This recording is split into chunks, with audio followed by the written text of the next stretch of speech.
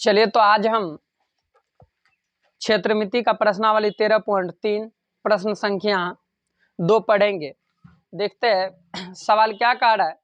कहता क्रमशः 6 centimetre, 8 centimetre और 10 सेंटीमीटर यानी 3 गोले हैं जिसका त्रिज्या एक का 6 है, फिर 8 है और इसके बाद क्या है 10 है।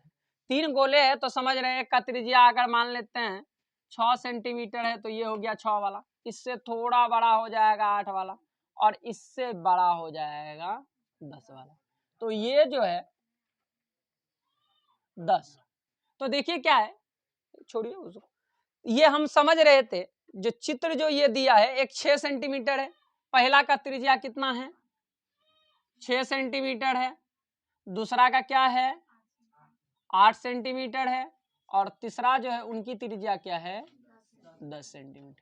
ये 3 गोले हैं और तीनों गोले को क्या किया जाता है पिघला दिया जाता है। पिघलाने का मतलब टेम्परेचर पर गर्म कर दिया जाता है और कोई भी पदार्थ है उनको गर्म करने के बाद वह लिक्विड अवस्था में आ जाता है। अब कहिए कैसे कोई पदार्थ कहिएगा, एक केमिस्ट्री का ऊर्ध्वपातन नियम के तहत है, ऊर्ध्वपातन क्रिया है जिसमें क्या होता है जो कपूर और नौसादर को गर्म करने पर वह सीधा वाष्प बन जाता है। तो यहाँ बात कर रहे थे हम गोला को पिघलाया जाता है, सीधी सी बात है द्रव में बन रहा है। कह रहा है जो 3 प्रकार की गोला था जिसकी त्रिज्या क्रमशः 6 सेंटीमीटर, 8 सेंटीमीटर और 10 सेंटीमीटर त्रिज्या वाले धातु के 3 ठोस गोले को पिघलाकर एक बड़ा गोला बनाया जाता है। तो लिख देते हैं प्रश्न संख्या 2 है पहले गोले की त्रिज्या R1, त्रिज्या क्या है R1 है, वह है आपका 6 सेंटीमीटर।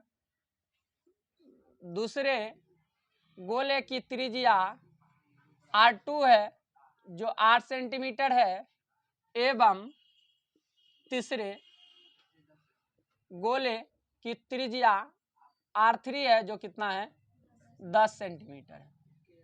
ध्यान देंगे ये 3 प्रकार का गोला पहले से हमें दिया है और तीनों गोले को पिघला करके एक नए गोले का ही निर्माण करना है। जिस उनको जो गर्म करेंगे लिक्विड बनेगा तो उनको भी जो जमाना है वह गोला के रूप में ही बनाना है हमको। तो मान लेते हैं बड़े गोले जो है, बड़े गोले की त्रिज्या क्या है आर है, स्मॉल ये सॉरी कैपिटल आर कर दीजिए, आर है, मान लिए हैं ये माना गया है जो बड़े गोले की त्रिज्या क्या है आर है। अब देखिए क्या है आयतन, एक तरफ ये तीनों को पिघला करके एक जगह किया जाता है तो ये कह सकते हैं तीनों छोटे गोले का आयतन अब बराबर क्या होगा बड़े गोले का आयतन। तो हम लिख देते हैं अर्थात बड़े गोले का आयतन बराबर हो जाएगा 3 छोटे गोलों का आयतन। अब देखिए गोले का आयतन क्या होता है 4/3 पाई आर क्यू, क्योंकि इसका कैपिटल आर माना गया है। अब देखिए 4/3 पाई आर 1 का क्यू, 4/3 पाई आर 2 का क्यू और प्लस 4/3 पाई आर 3 का क्यू। अर्थात 3 गोले हैं, तीनों का त्रिज्या जो है वह क्या है अलग अलग है, तीनों का त्रिज्या क्या है अलग अलग है।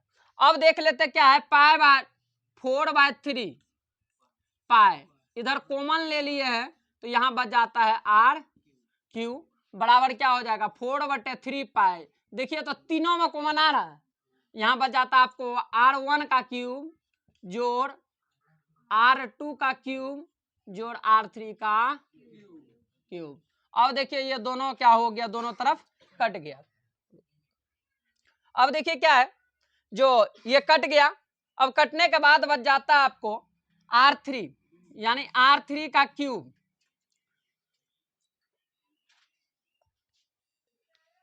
तो आर क्यू बराबर क्या हो जाएगा यहाँ आर क्यू बराबर हो जाएगा आपको यानी R1 का क्यूब, R1 का त्रिज्या कितना आपका 6 सेंटीमीटर, कितना है 6 सेंटीमीटर का क्यूब हो गया जोड़ R2 का क्या हो जाएगा 8 सेंटीमीटर है उसका क्यूब जोड़ R3 कितना है 10 सेंटीमीटर का क्यूब हो गया।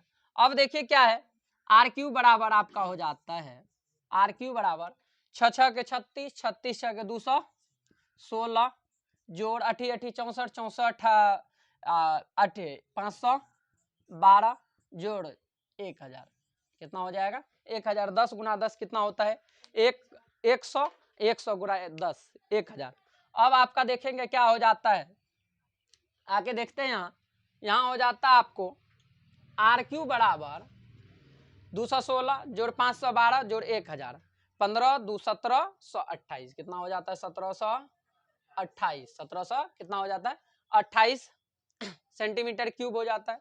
यानी सब का मात्रक को यहाँ हमने शो नहीं किया क्योंकि मात्रक शो करने का मतलब है सवाल थोड़ा लंबा हो जाता है। कई सवाल में मैंने बताया मात्रक को बाद में भी लिख सकते, कोई दिक्कत नहीं है।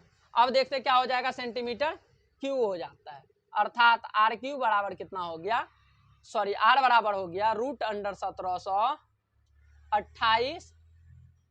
इसका घन निकालना है, क्या करना है इसका घन निकालना है।